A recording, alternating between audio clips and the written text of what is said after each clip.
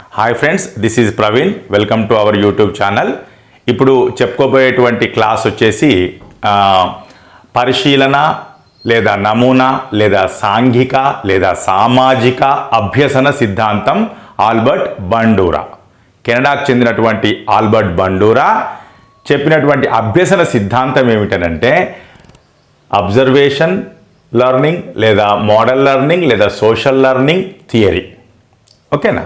అయితే ముందుగా ఈ సాంఘిక అభ్యసనము లేదా నమూనా అభ్యసనము లేదా అనుకరణ ద్వారా కూడా అభ్యసనం జరుగుతుందని మొట్టమొదట ఈ సాంఘిక అభ్యసనం లేదా అనుకరణ అభ్యసనాన్ని వివరించినటువంటి శాస్త్రవేత్తలు ఎవరెవరంటే మిల్లర్ మరియు డొల్లార్డ్.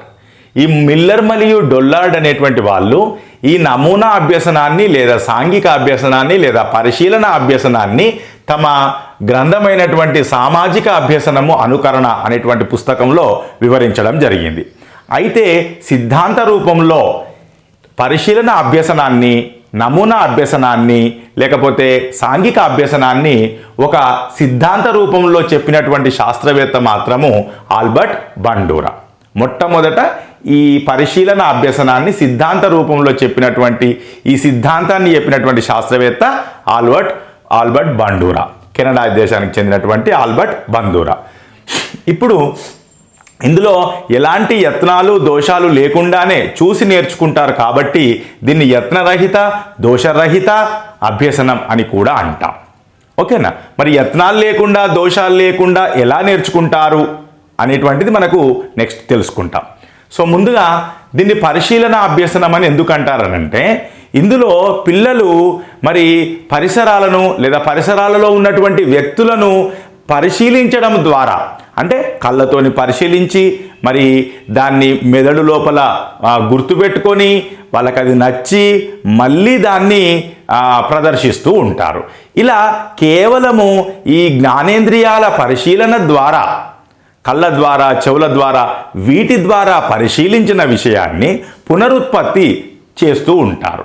సో అందుకని దీన్ని నిశితమైన పరిశీలన ఉంటుంది కాబట్టి దీన్ని పరిశీలన అభ్యసనము అని అంటాం. తర్వాత నమూనా అంటే ఒకరిని చూస్తాం, ఒకరిని చూసి నేర్చుకుంటాం కాబట్టి ఎవరినైతే చూసి నేర్చుకుంటామో వాళ్ళని మనం మోడల్ అంటాం. సో ఆ మోడల్ లేకుండా అబ్జర్వేషన్ అనేది ఉండదు కాబట్టి ఇందులో మోడల్ కూడా కీలకం కాబట్టి దీన్ని నమూనా అభ్యసనం అని అంటాం. తర్వాత ఈ నమూనాలు అంటే ఇతర వ్యక్తులు ఎక్కడుంటారు? సమాజంలో ఉంటారు. మరి సమాజంలో ఉంటారు కరెక్టే, ఆ సమాజానికి సంబంధించినటువంటి విషయాలు కూడా ఆచారాలు, సాంప్రదాయాలు లేకపోతే అభిరుచులు, వైఖరులు ఇవన్నీ కూడా సమాజానికి సామాజిక విలువలు ఇవన్నీ కూడా మరి చూసి నేర్చుకుంటాం అన్నమాట. సో సత్యము, అహింస ఇలాంటివన్నీ కూడా మనము మన సమాజంలో ఉన్నటువంటి రూల్స్ని అన్నిటినీ కూడా చూసి నేర్చుకుంటూ ఉంటాం కాబట్టి దీన్ని సామాజిక అభ్యసనం అని కూడా అంటాం. సరే, ఇలా చూసి మెదడులో గుర్తుపెట్టుకొని మనం చేస్తాం కాబట్టి దీనిలో ఎలాంటి యత్నాలు దోషాలు లేవు. మనం అవధానం చేయడము, తర్వాత గుర్తుపెట్టుకోవడం అంటే ధారణ, తర్వాత దాన్ని పునరుత్పత్తి చేయడం అంటే మళ్ళీ మన దాన్ని ప్రదర్శించడం. సో ఇవి ప్రధానంగా ఉండేటువంటి అంశాలు అన్నమాట. అందుకని ఇందులో ఎక్కడ యత్నాలు దోషాలు అనేటివి లేవు కాబట్టి యత్నరహిత దోషరహిత అభ్యసనం అని కూడా అంటాం.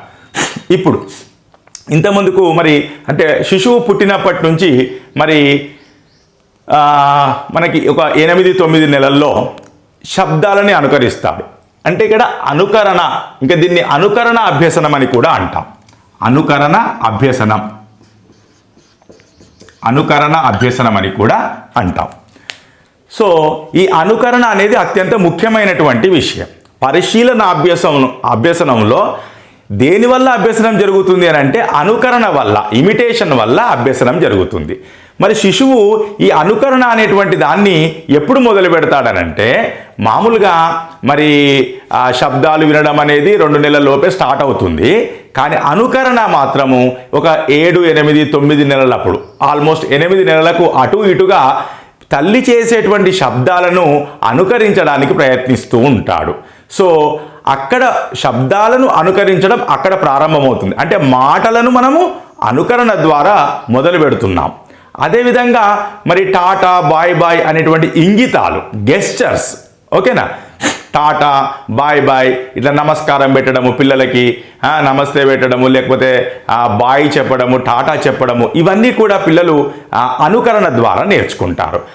అలా ప్రారంభమైనటువంటి అనుకరణ సమాంతర క్రీడలో మరి 2 సంవత్సరాల తర్వాత పిల్లలు ఏం చేస్తారనంటే వాడొక గేమ్ అంటే ఒకరిని ఒకరు అనుకరిస్తూ ఆట ఆడుకుంటారు. సో అక్కడ అనుకరణ ఉంటుంది. అదేవిధంగా పిల్లలు తల్లిదండ్రులను చూసి తల్లి చేసేటువంటి పనులను మనసులో ధారణలో ఉంచుకుంటారు. తర్వాత తండ్రి చేసేటువంటి పనులను ధారణలో ఉంచుకుంటాడు. తండ్రి ఏమో బజార్కి వెళ్ళి సరుకులు తేవడము, తల్లి ఏమో ఇంట్లో వంటలు చేయడము, ఇల్లు శుభ్రం చేయడము, ఇవి మన పిల్లల లోపల గుర్తుపెట్టుకొని మరి ఆ పూర్వ బాల్య దశ లోపల పిల్లలు తల్లిదండ్రుల లాగా నటిస్తూ మరి బొమ్మరిల్లు ఆట ఆడుకుంటూ ఉంటారు. సో బొమ్మరిల్లు ఆటలో వాళ్ళు ఏం చేస్తుంటారు, తల్లిలాగా తండ్రిలాగా నటిస్తూ ఉంటారు, అంటే అనుకరిస్తూ ఉంటారన్నమాట.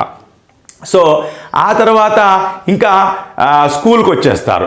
స్కూల్లో పిల్లలు మరి ఇతర పిల్లల యొక్క ఆలోచన విధానాన్ని, ఇతర పిల్లల యొక్క రైటింగ్ని, లేకపోతే టీచర్ని, ఇక్కడికి స్కూల్కి వచ్చిన తర్వాత టీచర్ని కూడా అనుకరిస్తూ ఉంటారు. మనము నైతిక వికాసంలో చెప్పుకుంటాం. మరి నైతిక వికాసంలో పిల్లలు ఎట్లా కథలు వినడం ద్వారా, దేశభక్తి నాయకుల గురించి తెలుసుకోవడం ద్వారా వాళ్ళ విషయాలను అంటే నైతిక వికాసం ఏర్పడాలనంటే వాళ్ళ లోపల పరిశీలన శక్తి అనేది అత్యధికంగా ఉండాలి. మరి ఉపాధ్యాయుడు ఎట్లా ఉంటే పిల్లలు ఆదర్శంగా నమూనాగా తీసుకొని మరి అభ్యసిస్తారు అని అంటే ఉత్తర సాంప్రదాయ స్థాయి విలువలను కలిగినటువంటి ఉపాధ్యాయులను పిల్లలు మరి అంటే మిగతా ఎవరినైనా అనుకరిస్తారు. అసలు ఉపాధ్యాయుడు ఎలా ఉండాలి అని అంటే మరి ఉత్తర సాంప్రదాయ స్థాయి లక్షణాలను కలిగి ఉన్నట్లయితే పిల్లలకు ఎక్కువ మేలు కలుగుతుంది, ఎక్కువ విలువలతో కూడినటువంటి పిల్లలు తయారయ్యేటువంటి అవకాశం ఉంటుంది. సో నైతిక వికాసంలో కూడా ఎక్కువగా ఏమిటి, అనుకరణ ద్వారానే అభ్యసనం జరుగుతుంది. సాంఘిక అభ్యసనం అంటే కూడా అనుకరణ ద్వారా అభ్యసనం అని చెప్పుకుంటున్నాం.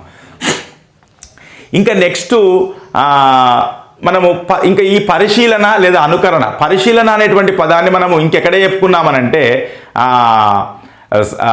పరిశీలన రకాలు, అంతఃపరిశీలన అన్న శిశు వికాస అధ్యయన పద్ధతుల్లో కూడా అంతఃపరిశీలన వచ్చింది. తర్వాత పరిశీలన పద్ధతుల్లో సహజ, అసహజ, సంచరిత, అసంచరిత అనేటువంటి పరిశీలనలు వచ్చాయి. సో అక్కడ ఏం చేస్తాము, అక్కడేమో ఉపాధ్యాయుడు పిల్లల యొక్క ప్రవర్తనను పరిశీలించడానికి ఉపాధ్యాయుడు ఎంచుకున్నటువంటి పద్ధతులు అవి. ఇక్కడ పిల్లలు కూడా మరి పుస్తకాలు చదవడం ద్వారా గాంధీ గురించి తెలుసుకోవడము, కథలు వినడం ద్వారా గాంధీ గురించి తెలుసుకోవడము, ఒక న్యూస్ పేపర్ ద్వారా తెలుసుకోవడం అన్నీ కూడా ఏమనుకున్నాము, అసంచరిత పరిశీలన అని చెప్పాము. సో ఇలా మనకు పరిశీలన అనేది 4 రకాలుగా ఉండొచ్చు.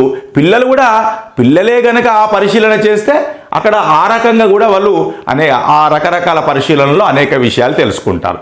ఇప్పుడు చూడండి, మనకు పాఠశాలలో ఒక నియంత్రిత పరిశీలన ఉంటుంది, ఎట్లా లేదా అసహజ పరిశీలన ఉంటుంది.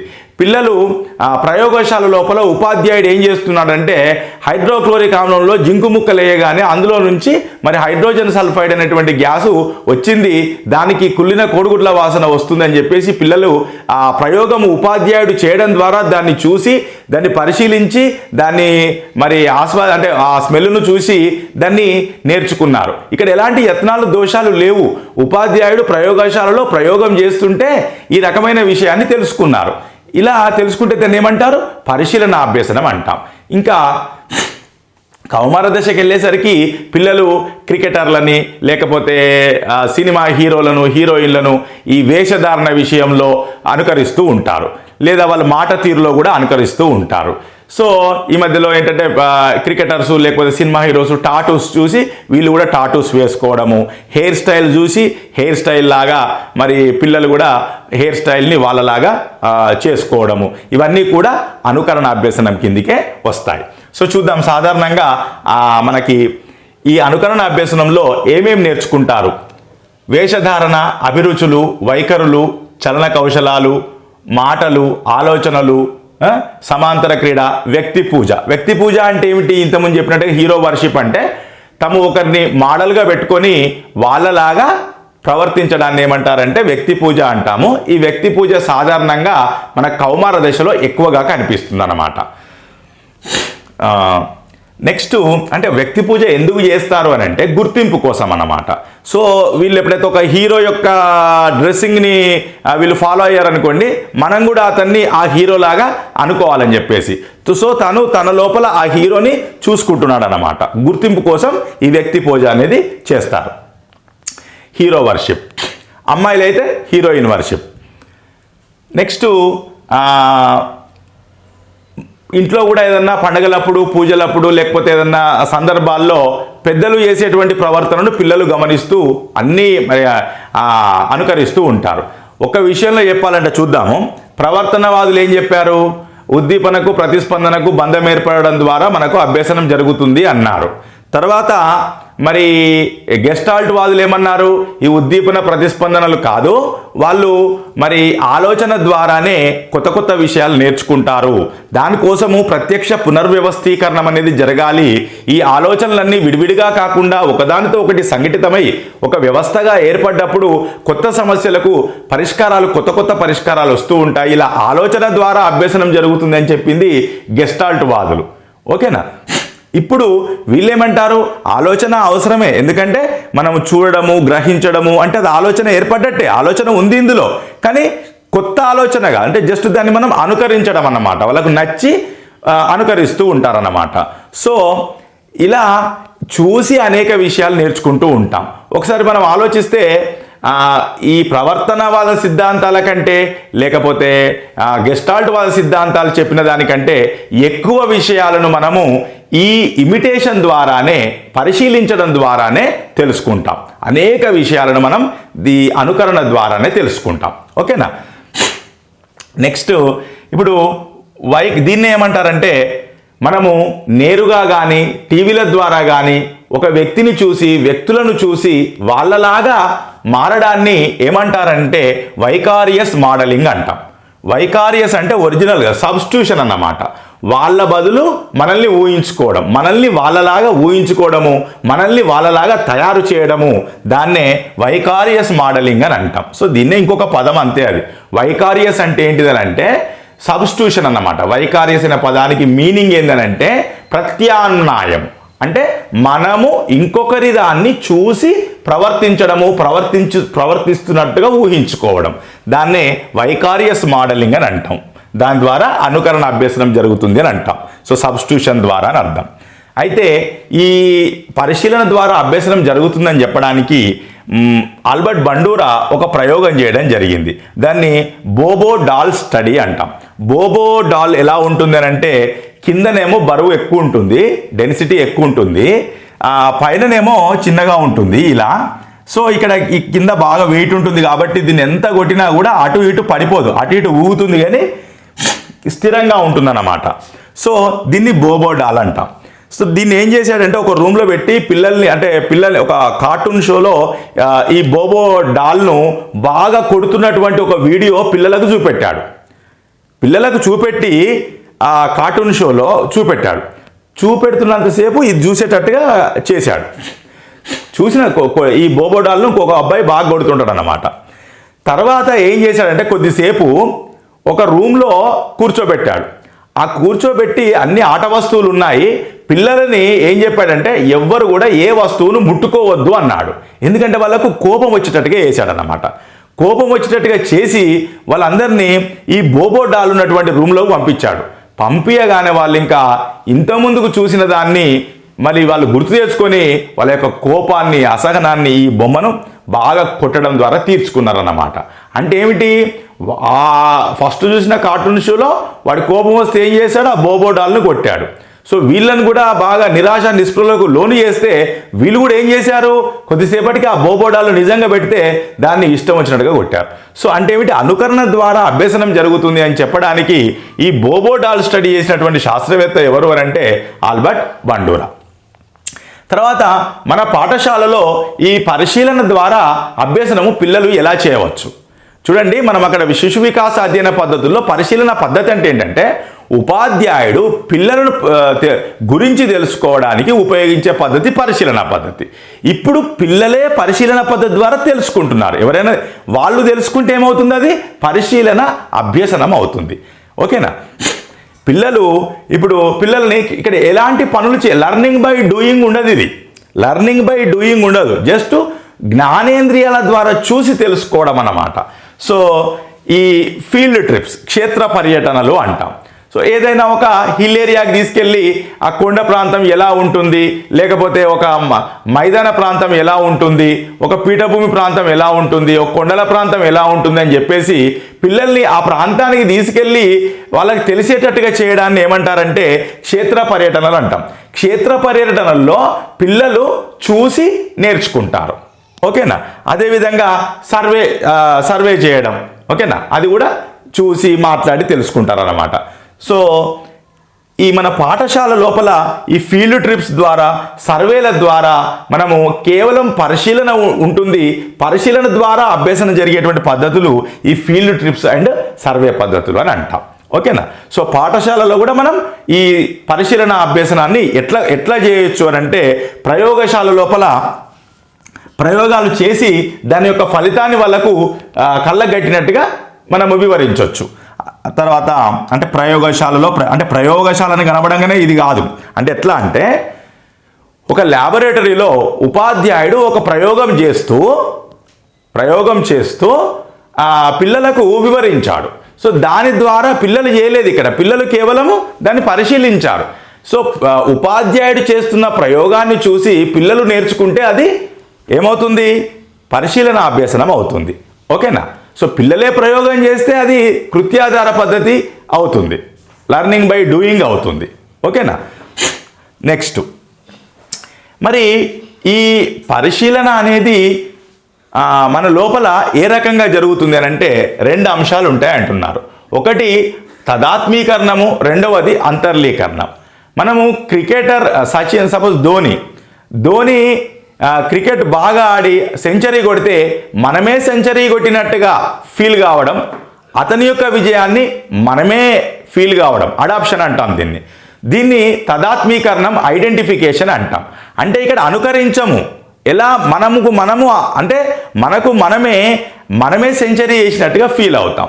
సో మనము ఐఏఎస్ కాలేనప్పుడు మన పిల్లలు ఐఏఎస్ అయితే ఆ సంతోషాన్ని మనమే ఐఏఎస్ అయినట్టుగా, అంటే మనము ఎవరిలాగా ఊహించుకుంటున్నాము, మనం ఏదైతే అయిదామనుకుంటున్నామో అది అయిన వాళ్ళ లోపల మనం దాన్ని ఊహించుకుంటుంటాం. సో అంటే ఉద్దేశపూర్వకంగా మనం స్వీకరించడాన్ని ఏమంటారంటే అడాప్షన్ అంటాం. సో ఇక్కడ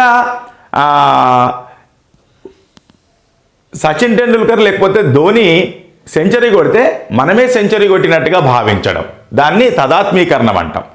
సో అలా కాకుండా ధోని కొట్టేటువంటి షాట్స్ చూసి మన ప్లే గ్రౌండ్లోకి వెళ్ళి మనమే అట్లా తయారై మనమే అట్లా షాట్స్ కొట్టినామనుకోండి, అట్లా బ్యాటింగ్ చేసినామనుకోండి, అట్లా కీపింగ్ చేసినామనుకోండి, అంటే అతని యొక్క స్టైల్ని మనము కంప్లీట్గా మన లోపలికి చొప్పించుకున్నాం. దాన్ని ఏమంటారంటే అబ్జార్ప్షన్ అంటారు. సో దాన్నే ఇంటర్నలైజేషన్, అంతర్లీకరణం అంటారు. అంటే మనమే ఇక వాళ్ళలాగా ఆడడం, మన ఆట చూసి అందరూ ఏమంటున్నారంటే ఇంకా అరే ధోనిలాగా కోహ్లీలాగా ఆడుతున్నాడు ఏంటి, కోహ్లీ షాట్స్ కొడుతున్నాడు ఏంటి, యువరాజ్ సింగ్ షాట్స్ కొడుతున్నాడు ఏంటి అంటారు అన్నమాట. అంటే మనము వాళ్ళలాగా ప్రవర్తించడాన్ని ఏమంటారంటే అంతర్లీకరణము అని అంటాం.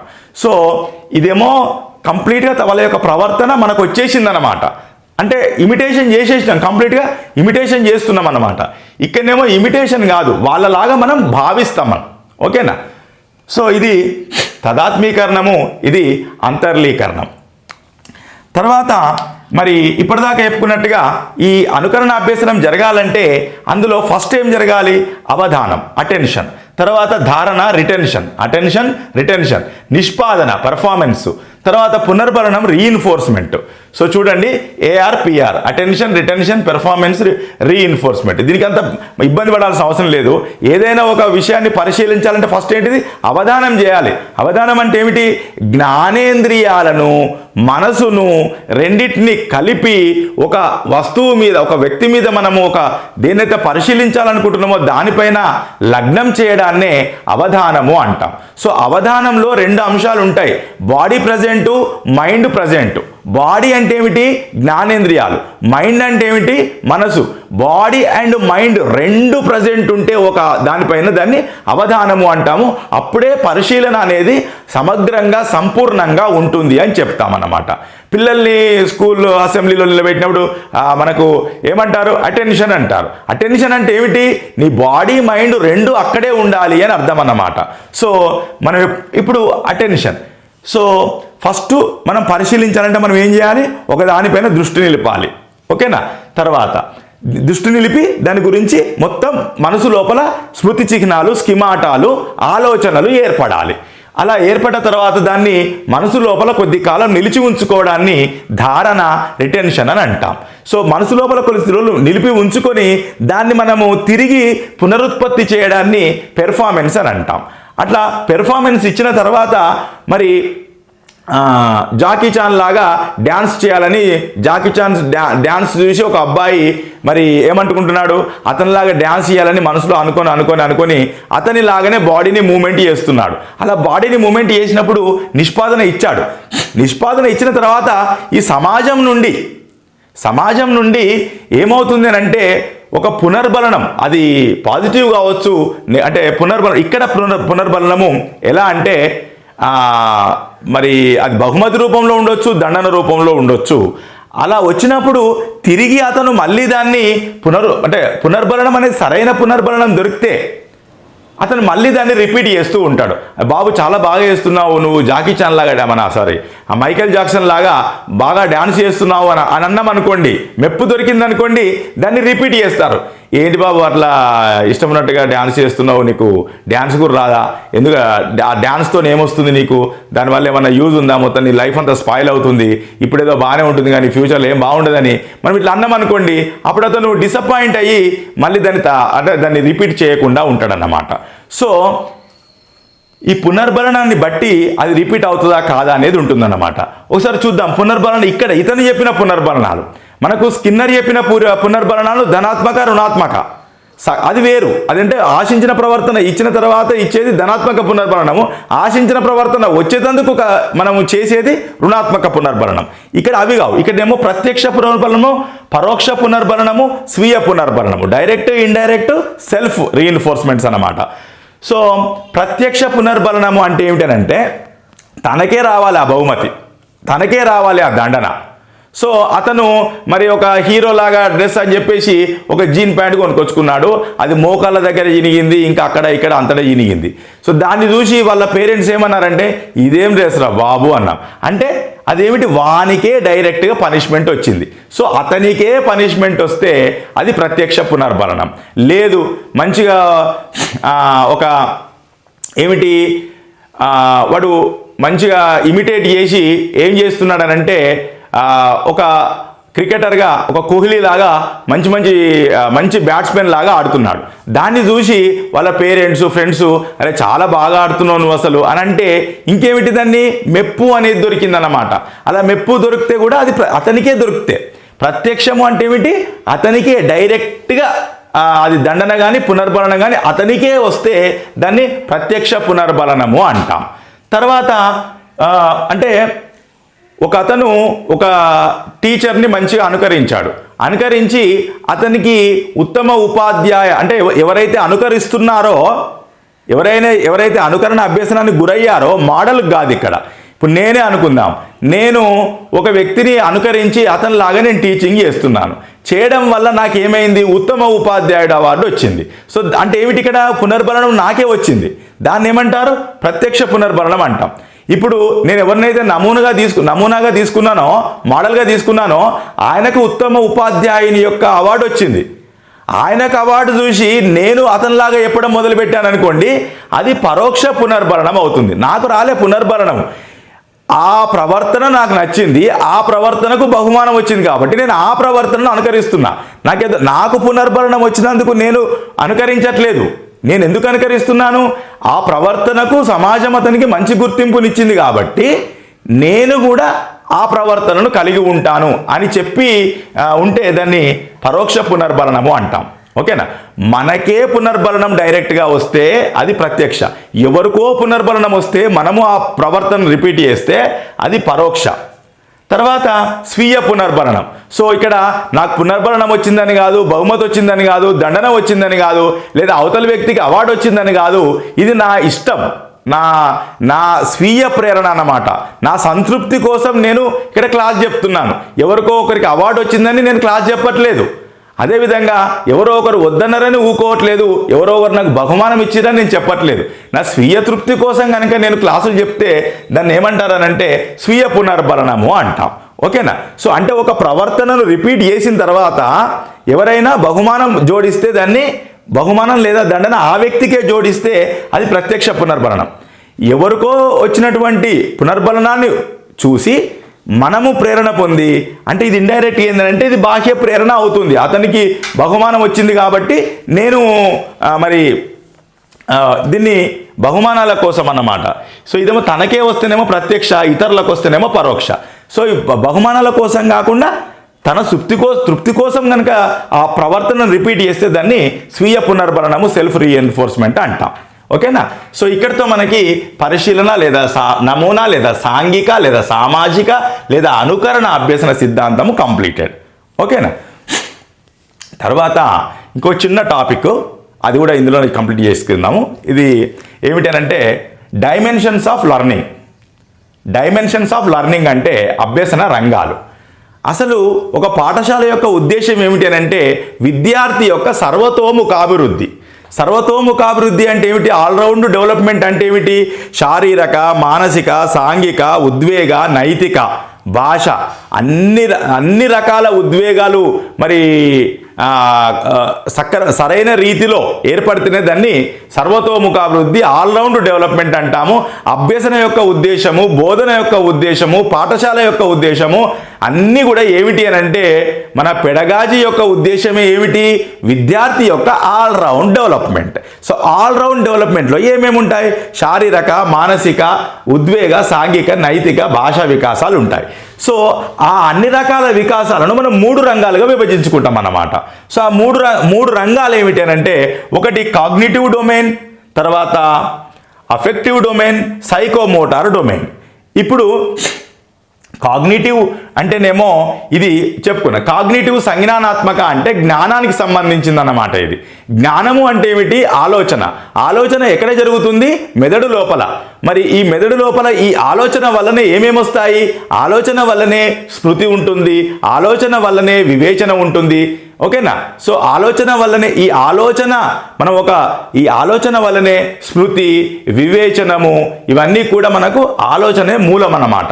సో ఇక్కడ చూడండి, కాగ్నిటివ్ అంటే జ్ఞానాత్మక రంగం అని అంటే ఇది మెదడుకు సంబంధించినటువంటి ప్రక్రియలను తెలియజేస్తుంది. మెదడుకు సంబంధించినటువంటి ప్రక్రియలను తెలియజేస్తుంది. దీని గురించి ఎక్కువ పరిశోధనలు చేసినటువంటి వ్యక్తి ఎవరు అంటే బెంజమిన్ బ్లూమ్.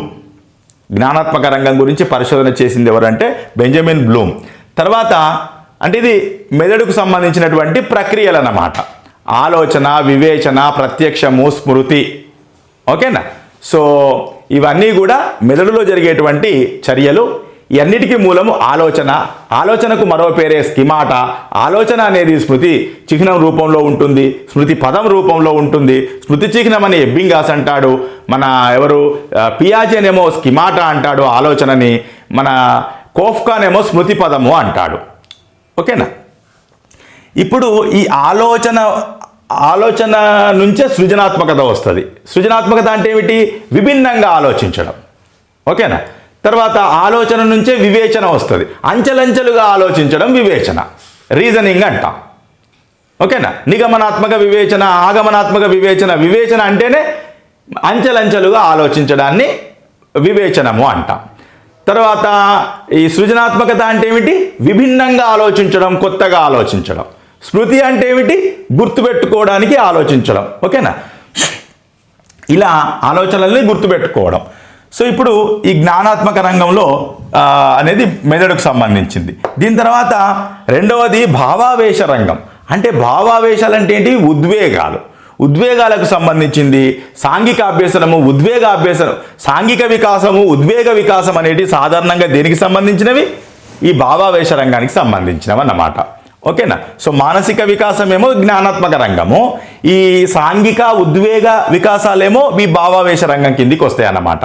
అంటే మన యొక్క వైఖరులు, అభిరుచులు, అవునా, ఉద్వేగాలు ఇవి భావావేశ రంగంతో ముడిపడి ఉంటాయి.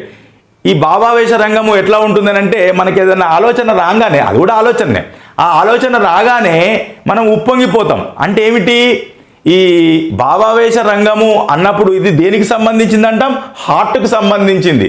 అంటే ఎప్పుడైతే మనము ఒక ఆవేశానికి లేదా ఉద్వేగానికి, సంతోషానికి, దుఃఖానికి, బాధకు, కోపానికి గురవుతామో మన లోపల ఆటోమేటిక్గా బీపీ అనేది పెరుగుతుంది, పెరిగి గుండె కొట్టుకునేటువంటి వేగం పెరుగుతుంది.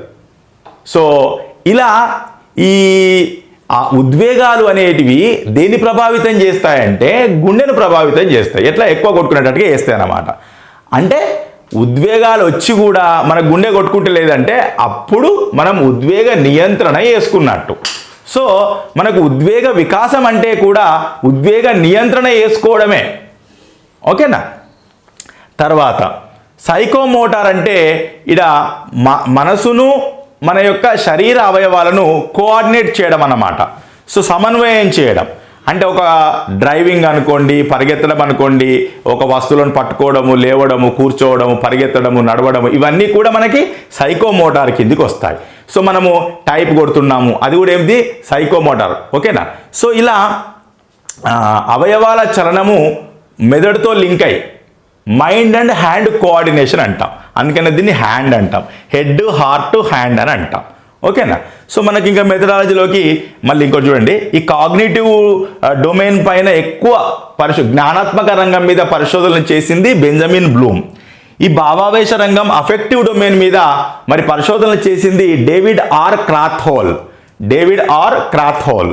తర్వాత సైకోమోటార్ పైన మరి డొమైన్ పైన పరిశోధన చేసింది ఎవరంటే ఆర్హెచ్ దావే. మనకేంటంటే సైకాలజీ పరంగా జస్ట్ అభ్యసనం అనేది ఏ రంగాలకు సంబంధించింది. సర్వతోముఖ అభివృద్ధి అంటే ఏ రంగాల్లో అభివృద్ధి జరగాలి, ఈ 3 రంగాల్లో అభివృద్ధి జరగాలి. సో జ్ఞానాత్మక రంగం అంటే ఏమిటి, ప్రతి అంశానికి సంబంధించి ఆలోచన ఏర్పడాలి, ఆలోచనలన్నీ కలిపి ఆలోచన వ్యవస్థ ఏర్పడాలి, ఆ వ్యవస్థ ఏర్పడి కొత్త కొత్త సమస్యలకు పరిష్కారం చెప్పగలగాలి. సమస్య పరిష్కార ఆలోచన అంటే కొత్త ఆలోచన అని అర్థం అన్నమాట. సో ఇలా సమస్యలకు పరిష్కారం చెప్పగలిగేటట్టుగా ఉపయోగపడే రంగం ఏంటి, జ్ఞానాత్మక రంగం. తర్వాత భావావేశ రంగము అని అంటే ఉద్వేగ వికాసానికి సంబంధించింది. అభిరుచులు, వైఖరులు, ఇష్టాలు, అయిష్టాలు, కోపాలు, ఉద్వేగాలు ఇవన్నీ కూడా భావావేశ రంగము. తర్వాత మనం చేసేటువంటి మన అవయవాలతో చేసేటువంటి పనులు, స్విమ్మింగ్ అనుకోండి, టైపింగ్ అనుకోండి, సైక్లింగ్ అనుకోండి, పరిగెత్తడం అనుకోండి, ఇవన్నిటికీ ఉపయోగపడేది ఏమిటి, రాయడం అనుకోండి, ఇవన్నీ కూడా మానసిక చలనాత్మక రంగానికి సంబంధించినటువంటి అంశాలు. జస్ట్ ఏ రంగానికి ఏది ఉంటే సరిపోతుంది. అసలు మనిషి యొక్క సర్వతోముఖ అభివృద్ధి అంటే ఏ రంగాలు అభివృద్ధి చెందాలి. ఈ రంగాల్లో మళ్ళీ మనకు అనేక రకాల వికాసాలు ఉంటాయి, అది వేరు మళ్ళీ, అంటే ఇందులోని పార్ట్సే అవి. ఓకేనా. మానసిక, శారీరక, ఉద్వేగ, నైతిక వికాసాలు అంటాం కదా, అవి సపరేట్ కాదు, ఈ 3 రంగాలకు సంబంధించినవి అవి. మళ్ళీ ఎలాబరేట్గా పోతే మనకి ఎక్కువ వికాసాలు వస్తాయి. సో అవన్నీ కలిపి మనకి ఈ మూడు రంగాల్లోనే కవర్ అయిపోతాయి. ఓకేనా. సో ఇక్కడ సర్వతోముఖ అభివృద్ధి అంటే రంగాల పరంగా చెప్పాలంటే జ్ఞానాత్మక, భావావేశ, మానసిక చలనాత్మక రంగాల్లో అభివృద్ధి రావాలి. లేదా వికాసాల పరంగా చెప్పాలంటే శారీరక, మానసిక, ఉద్వేగ, నైతిక, భాష అన్ని రకాల వికాసాలు రావాలని చెప్పాలి. వికాసాల పరంగా చెప్పాలంటే అవి చెప్పాలి. మరి రంగాల పరంగా చెప్పాలంటే ఇది. అసలు ఆల్రౌండ్ డెవలప్మెంట్ అంటే ఏమిటి 2 రకాలుగా చెప్పుకున్నాం. ఓకేనా, రైట్. సో ఇంకా ఇందులో జ్ఞానాత్మక రంగంలో మెథడాలజీలోకి వెళ్తే లక్ష్యాలు ఉంటాయి. ఆ లక్ష్యాలు ఏమిటంటే కుఆసే అని గుర్తుపెట్టుకోండి, KUAASE. కే అంటే knowledge, understanding, application, analysis, synthesis, evaluation. Knowledge, understanding జ్ఞానము, అవగాహన, అనాలిసిస్ విశ్లేషణ, అప్లికేషన్ వినియోగము, అనాలిసిస్ విశ్లేషణ, సింథసిస్ సంశ్లేషణ, ఎవాల్యుయేషన్ మూల్యాంకనం.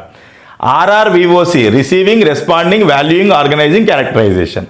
తర్వాత అంటే గ్రహించడము, ప్రతిస్పందించడము, విలువ కట్టడము, వ్యవస్థీకరణము, చూడండి వ్యవస్థీకరణము, తర్వాత శీలస్థాపన, క్యారెక్టరైజేషన్. తర్వాత ఇంపాన్ అంటే ఇది భావావేశ రంగం, మానసిక చలనాత్మక రంగానికి సంబంధించిందన్నమాట. సో ఇక్కడ ఇమిటేషన్ అనుకరణ ఇక్కడ వచ్చింది చూడండి. అనుకరణ, మ్యానిపులేషన్, హస్తలాఘవం అని అంటే ఒక విషయాన్ని చూసి దాన్ని ఎట్లా చేయాలో తెలిసిపోవడం. కార్ డ్రైవింగ్ చూసి దాన్ని ఏ రకంగా చేస్తే, అంటే కార్ డ్రైవింగ్ చేసేటప్పుడు పక్కన ఉండి చూస్తే ఇమిటేషన్ అవుతుంది. మ్యానిపులేషన్ అంటే హస్తలాఘవము, అంటే దాన్ని ఎట్లా చేయాలో మైండ్లో తెలిసిపోవడం. తర్వాత ప్రెసిషన్, సునిశ్చితత్వం, అంటే చాలా చక్కగా స్మూత్గా డ్రైవ్ చేయడం. తర్వాత అంటే అక్యురసీ ఉంటుంది అన్నమాట ప్రెసిషన్ అంటే, సో చాలా చక్కగా ఉపయోగించడం. ఆర్టిక్యులేషన్, తర్వాత న్యాచురలైజేషన్, రైట్. సో ఇవన్నీ కూడా జస్ట్ మనకి ఇందులో ఉన్నటువంటి లక్ష్యాలు, రైట్. సో ఇవి ఏ రంగంలో ఏ లక్ష్యాలు ఉంటాయని చూసుకోండి. మనకైతే ఇంతవరకు సరిపోతుంది. ఏది జ్ఞానాత్మక రంగం అంటే ఆలోచన, వివేచన, తర్వాత ప్రత్యక్షము, మన ఇంకా సమస్య పరిష్కార ఆలోచన వస్తాయి. భావావేశ రంగంలో అభిరుచులు, వైఖరులు, తర్వాత ఉద్వేగాలు వస్తాయి. మానసిక చలనాత్మక రంగంలో మనం కాళ్ళతో చేతులతో చేసేటువంటి పనులు వస్తాయి. తినడం కూడా మానసిక చలనాత్మక రంగమే. ఓకేనా, రైట్. సో కంపల్సరీ మనకు 1 బిట్ వచ్చేటువంటి టాపిక్. మీరు ఇంకెవరైనా సబ్స్క్రైబ్ చేసుకున్నట్లయితే తప్పకుండా సబ్స్క్రైబ్ చేసుకొని బెల్ ఐకాన్ ప్రెస్ చేయండి. అట్లయితే మీకు మన వీడియోస్ అన్నీ కూడా కంటిన్యూస్గా వస్తాయి. మనకు ఇంకా ఈ ఓన్లీ క్లాసెస్ చెప్పడమే కాకుండా నెక్స్ట్ ఏంటంటే మన ఫోకస్ అంతా కూడా how to get maximum marks పైన ఉంటుంది. సో ఈ క్లాసెస్ ఇంకొక 3-4 క్లాసెస్ అయితే అయిపోతాయి. తర్వాత మార్క్స్ మీద మనము ఫోకస్ చేద్దాం. Thank you.